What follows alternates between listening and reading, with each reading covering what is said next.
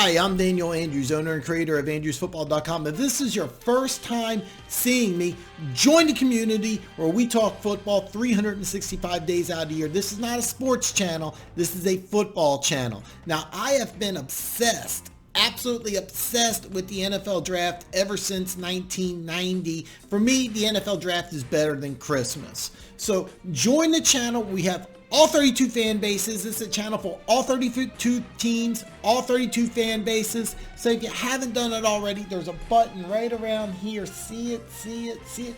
Bam! Hit that button. Become one of the greatest people on planet Earth. Now, let's start off with the Carolina Panthers, who are picking 7th in the 2020 NFL Draft.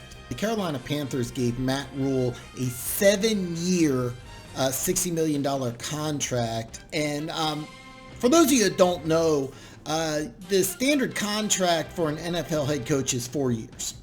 And usually what owners will do is that no matter how bad you are the first year, they'll usually give you a second year. Now, there's exceptions. There's been coaches that have been fired 1 year into their contract, but as a general rule of thumb, you get a 4-year deal. Usually by the end of the second or third year, they'll either fire or extend you depending on how you do. 7-year contracts, this is the first one I can remember off the top of my head. So this leads me to believe that they're going to let him build from the foundation up.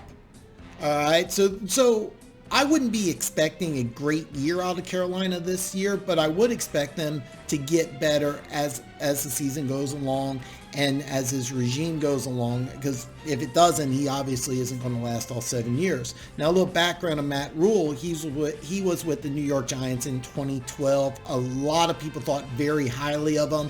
He left after one season to take the head coaching job at Temple. He was there for 4 years, did an excellent job, was able to advance to a Power 5 program in Baylor. And his first season as Baylor head coach, he won one game. 2 years later, he was 11-1 playing Oklahoma for the Big 12 championship. Oklahoma won, advanced to the BCS championship series. Now, if Baylor won, a lot of people are thinking Oregon would have won instead, but that's conversation for a different day. Bottom line, it seems that Matt Rule's willing to have a bad year one to build the foundation and then get better, which he's going to have to get better quite quickly if they're expecting to win one game. But I'd be shocked if Carolina only won one game year one. But when you have a 7-year deal, and his last college job, he won one game year one, and then year 3 won 11. This leads me to believe that he's going to lay the foundation down first and bring in a bunch of young players.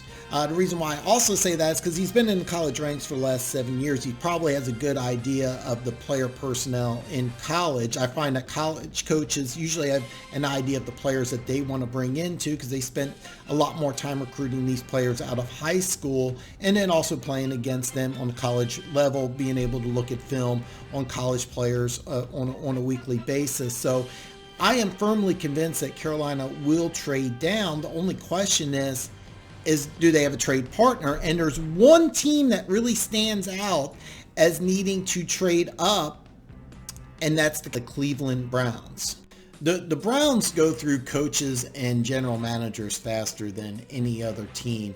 And with Kevin Stefanski, hopefully I got the name right here, taken over, he was the offensive coordinator in Minnesota, and the scheme that he's going to bring looks like it's, when I watched Minnesota last year, it looks like they're trying to run a lot of a zone read.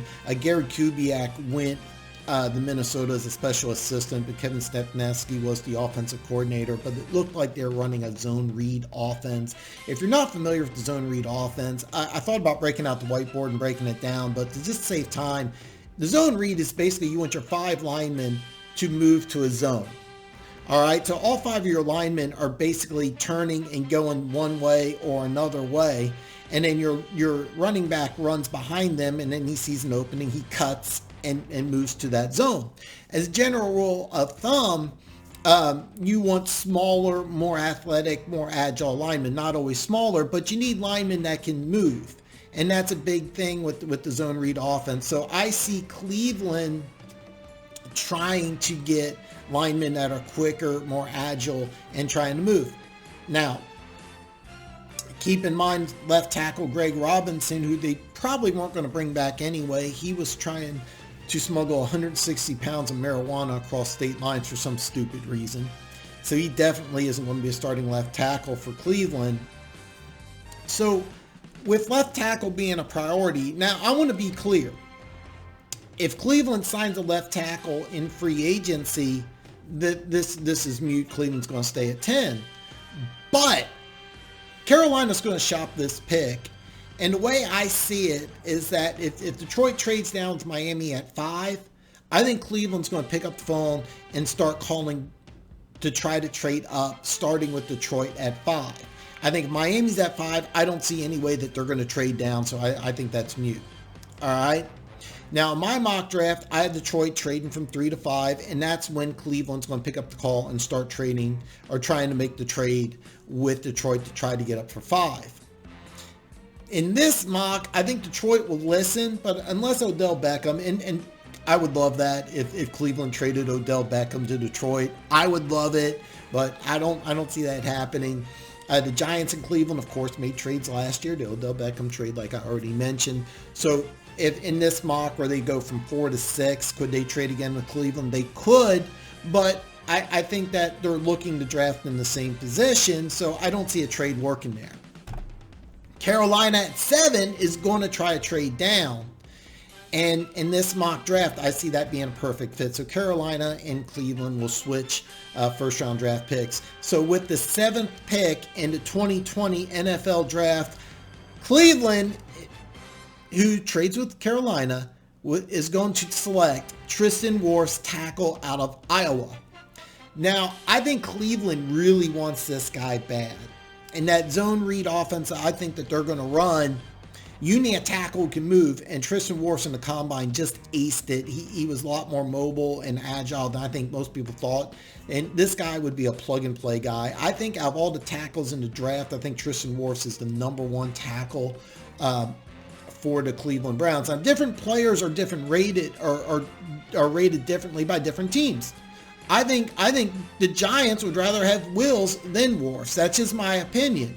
Now, if Wirfs is gone, let's say either the Chargers, if the Chargers take a quarterback in free agency, they could take a tackle, they could take Wirfs. I think Andrew Thomas would be Cleveland's number two tackle. Then you're going to say, Dan, you had the Giants taking Wills. Why isn't Wills a fit? This is just my opinion. This is just my mock. I think the Giants, I look at the Giants, they look like a team that wants Wills. I think Cleveland wants Wirfs bad. I think that they'll start trying to trade up. As soon as Detroit trades from 3 to 5, I think Cleveland will be on the phone trying as hard as they can to move up to take Wirfs. That's the guy they're going to target. But if he's already gone, I could see Andrew Thomas being in play. Of course, Wills and Becton are other options, but this is just my opinion here. So listen, this is how I see my mock draft. Bottom line, I want to know what you think. Does Carolina stay at 7? Who do they pick at 7 if they stay at 7? Does Cleveland trade up to 7 and pick somebody else? You tell me. I give you a video on my opinion, but I want to know what you think. Now listen, tune in tomorrow because we are going to break down the 8th pick in the NFL draft. Arizona Cardinals, you're on the clock.